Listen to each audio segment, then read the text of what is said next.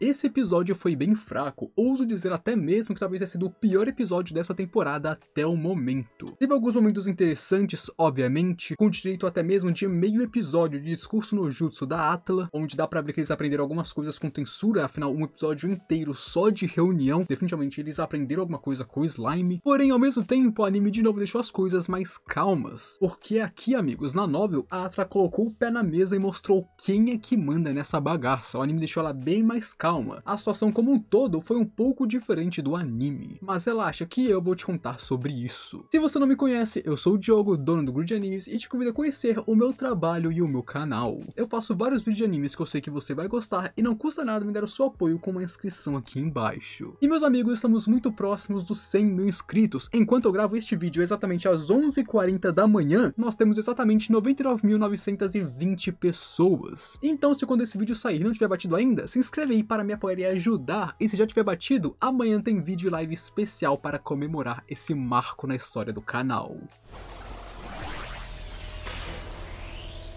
O episódio começa em Melromark, com o Rei Lixo olhando para fora do castelo, enquanto pensa nas coisas, reflete sobre a vida, pensando na Atla e no fogo que ele conheceu recentemente, no passado que envolve ele e a raça deles, a família deles, o país deles. E isso é claro porque suas vidas estão intrinsecamente ligadas. Não só teve a guerra contra os Tigres Brancos, onde o Lixo foi o MVP que acabou com a raça deles, mas também porque ele é de Falbury, sua irmã foi sequestrada pelos Tigres Brancos, ela deu a luz a eles, o Tigre Branco que é o pai deles vem de Sildveld, então tem toda essa relação entre eles, realmente tá todo mundo ali ligado. Eles são frutos de inimigos, mas a sua família, ele acabou com a família deles, é uma relação muito complicada com muitas nuances. Então temos a Mirelia chegando ali e ele perguntando sobre os irmãos, mostrando que atualmente ele se importa com eles, até mesmo se preocupa. Afinal, Sildveld, embora seja o lugar de origem dos Tigres Brancos, é um dos lugares que mais odeia eles hoje em dia. E então vemos mais sobre a guerra entre Sildveld e Melromark, sobre como na época a família da Atla e do Fogo estava no poder do país, e como eles lideraram essa guerra, embora ao perder toda a culpa tenha recaído sobre eles também. Nós vemos o avô deles, se não estou enganado, lutando ali, perecendo. E eu sinceramente gosto bastante desses flashbacks dessa época. Afinal, querendo ou não, todos os personagens que fazem parte desse flashback estão ligados de um jeito ou de outro, seja uma ligação positiva ou negativa. Então esse flashback nos mostra mais sobre a história de várias pessoas ao mesmo tempo, e não só de uma ou de duas. E aprender sobre o passado do mundo e dos personagens é algo que eu gosto bastante, não importa qual obra seja. Nós até mesmo vimos um raro momento em que o Lixo ainda era o rei sábio, o herói do cajado vassalo. Nós vimos que o avô do Fogo podia entrar no modo besta, assim como hoje em dia ele tem o potencial para isso, embora a Atla não tenha. Isso aqui é para servir como uma espécie de redenção para o Lixo, mostrando que ele tem melhorado. Ele ainda não é incrível, mas dá pra ver que ele é um personagem que está melhorando, que está deixando de ser aquele merda que ele era antes. Além de, claro, apresentar mais sobre o passado de Sildveld e do Fogo da Atla, querendo ou não. Embora na real essa cena não deveria estar aqui. Essa cena não está nessa parte da light novel. Não era para estar aqui, mas estar aqui melhorou um pouco no geral. Dessa forma nós temos mais personagens, mais história, mais outras coisas além de reuniões. E claro, uma coisa que eu absolutamente adoro sempre que eles mostram o Lixo é como hoje em dia ele parece um monge. E se você sujar ele um pouquinho mais, ele parece um mendigo. Esse cara tá acabado. Então voltamos para Sildveld e a reunião, onde a Atla interviu por ficar de saco cheio. E aqui, quando a Atla começou a falar ficando irritada, o Naofumi percebeu uma espécie de energia saindo dela, onde essa energia meio que assumia a forma de um tigre branco em volta dela. E esse tigre se abateu em cima da liderança que estava nessa sala. É como se isso aqui fosse um haki do rei praticamente. Em geral sentiu aquele tigre branco em cima deles. E isso estava saindo da Atla. Isso era bem parecido com sede de sangue, mas não era exatamente isso. Onde o Naofumi se perguntou se era alguma forma de uso avançado sobre a sua força vital, porque já sabemos que a Atla é muito talentosa nisso. Então talvez ela estivesse projetando suas emoções neles, usando sua força vital para esmagar eles. No caso, esmagar as mentes deles, né? Porque ela realmente não machucou eles fisicamente. Além disso aqui, quando ela estava irritada, ela pisou no chão muito forte e o chão se abriu com o impacto do que ela fez, fazendo geral ali engolir a seco enquanto ficava em choque. Os executivos ali ficaram tremendo de medo com o ímpeto da Atla, percebendo que de fato talvez ela seja muito forte. E o Naofumi, em vez de ficar em pé que nem um idiota, na verdade ele se sentou, cruzou os braços e ficou agindo como se fosse um rei, deixando ela fazer o trabalho. Ele deixou ela se enfurecer e ficar selvagem enquanto ele ficava lá apreciando a vista. Onde aqui, a Atla acusou eles ativamente de tratarem o Naofumi como um lixo, mostrando o quão irritado ele está com toda a grosseria que eles fizeram e como eles maltrataram ele até agora, mesmo que eles chamem ele de Deus e que eles estejam fazendo o máximo que eles podem por ele. Na verdade, não, eles não estão. E durante todo o tempo, geral estava tremendo, como se a mãe deles estivesse dando uma bronca neles, porque a Atla estava selvagem aqui. Ela fez questão de lembrar a eles que a Vila em Melromarc foi criada pelo Naofumi para salvar os Homens-Fera, assim como Siltveld foi criado há muito tempo para ser o lar dos Homens-Fera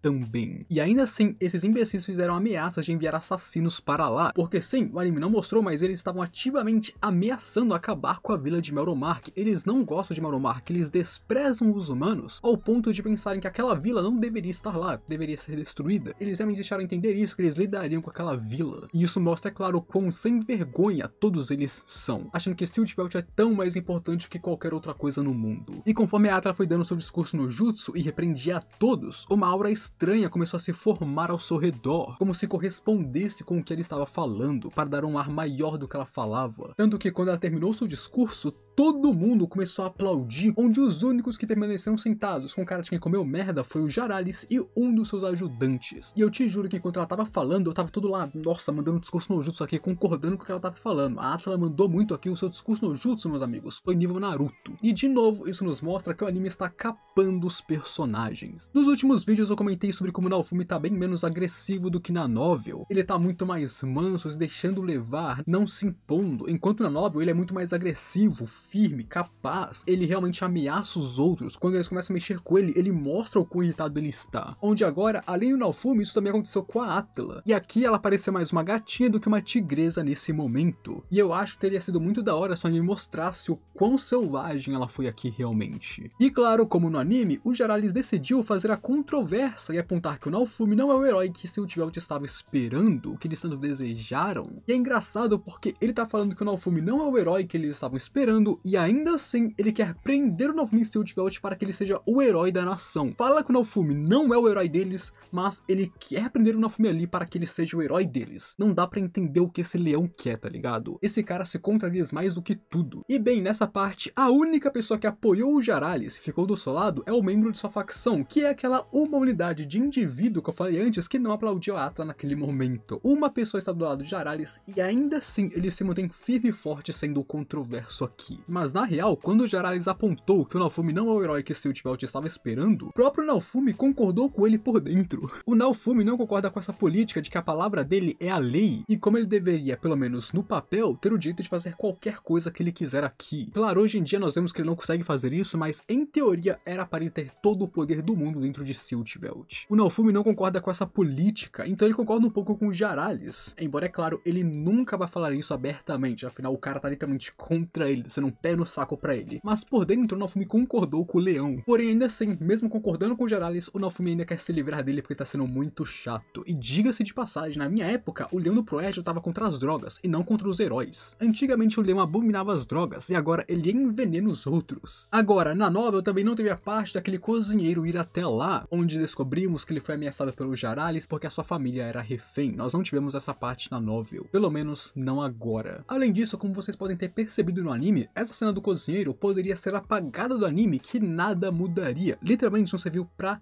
nada. E sabe por quê? Porque eles colocaram ali pra dar um tempero, pra dar uma emoção a mais, para mudar um pouco as coisas e a dinâmica do episódio, para não ser apenas reunião, reunião, reunião, para não ser extremamente direto ao ponto, para dar um pouco mais de respiro. Eu sinceramente não odiei essa cena. Eu acho que seria melhor se eles tivessem feito isso de forma que realmente importasse, colocando que o que ele falou realmente tivesse algum peso sobre a reunião, sobre a obra, sobre o episódio, e não apenas para preencher tempo de tela. Porém, eu achei essa adição interessante, embora seria ainda melhor se tivesse algum impacto verdadeiro. Outro ponto foi que uma rapaziada ao lado do Werner estava duvidando do Naofumi no anime, quando na real, pelo menos na novel, eles estão bem alinhados com o Werner contra o Jaralis. Eles não estavam em cima do muro duvidando do Naofumi e concordando com o leão. Isso não acontece. Porém, é claro, eu entendo porque eles colocaram isso no anime. Foi para colocar mais drama, mais tempero na cena, mudar um pouco também. E claro, a Atla continuou discutindo com o Jaralis até que a tartaruga ancestral que saiu do Kung Fu Panda apareceu aqui. Onde quando ele chegou, a primeira coisa que ele falou sobre foi como Siltveld se manteve forte e vivo durante séculos, durante muito tempo, enquanto eles esperavam que o próximo herói do escudo aparecesse. Eles afiaram suas garras, se prepararam para a chegada, a volta de outro herói, falando que se o Naofumi não ficar preso lá, isso não vai desintegrar o país, como algumas pessoas da oposição estavam falando, porque eles estavam agindo como se o Naofumi saísse dali, o país quebrasse. Se o Naofumi sair dali, vai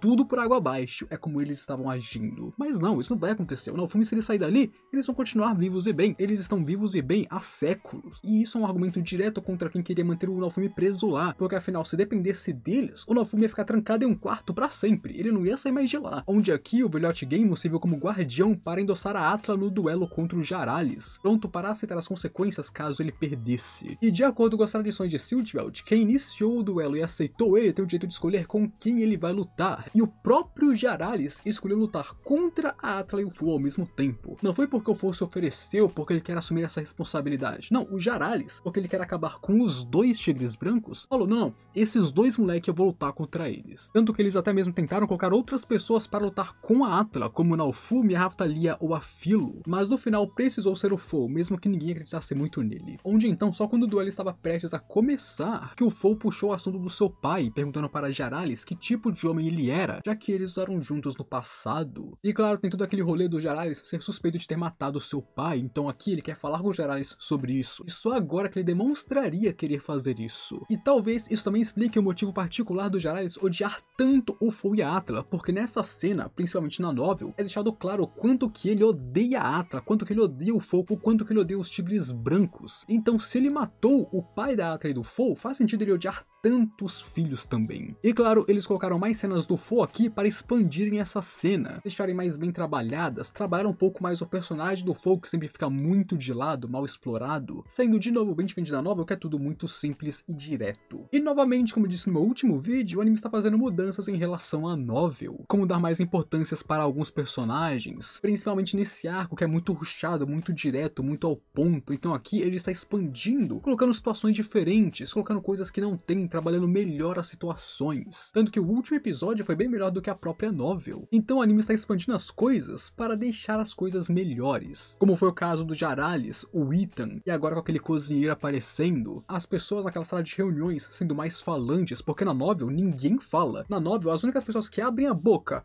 é o Werner, o Jaralis e aquela tartaruga velha. Tirando eles, só o Naofumi, a Atra, a Raftalia. Ninguém daquela sala abriu a boca na novel. Aqui no anime não, eles falaram, eles reagiram, mostraram opiniões. E isso é interessante, isso é uma mudança boa. Porém tem um ponto que eu não gostei, que foi uma boa enrolação. Após aquele discurso no jutsu da Atla, era pra situação continuar indo pra frente, era pra dar continuidade. Mas não, no anime o que eles fizeram foi voltar a discutir e culpar uns aos outros como se eles fossem crianças. Eu também achei esse episódio especificamente lento. Ele foi o primeiro episódio dessa nova temporada que adaptou apenas um capítulo da novel. Todos os outros até agora adaptaram vários capítulos, e normalmente esse é o certo. Um episódio de anime normalmente adapta bastante coisa de novel ou de mangá, mas esse aqui não. Esse aqui específico foi apenas um capítulo. Eu não entendo por que eles fizeram isso, porque ficou bem lento. Mas o que vocês acharam desse episódio? Gostaram? Não gostaram? Eu entendo quem achou que não foi tão bom quanto os outros, porque de fato foi um episódio mais lento, mais demorado, e eu espero que no próximo episódio vai rolar bastante luta, porque quando vai ter o confronto, as coisas melhorem de novo. Agora, se você gosta de Dark Fantasy, como tá tendo o Yusha Era na primeira temporada, eu te recomendo assistir esse vídeo de Cleva Test que eu fiz, que ficou muito bom. É um novo anime muito interessante e pesado. E não se esqueça de se inscrever no canal para me apoiar e deixar o gostei aí para ajudar o vídeo. Agora,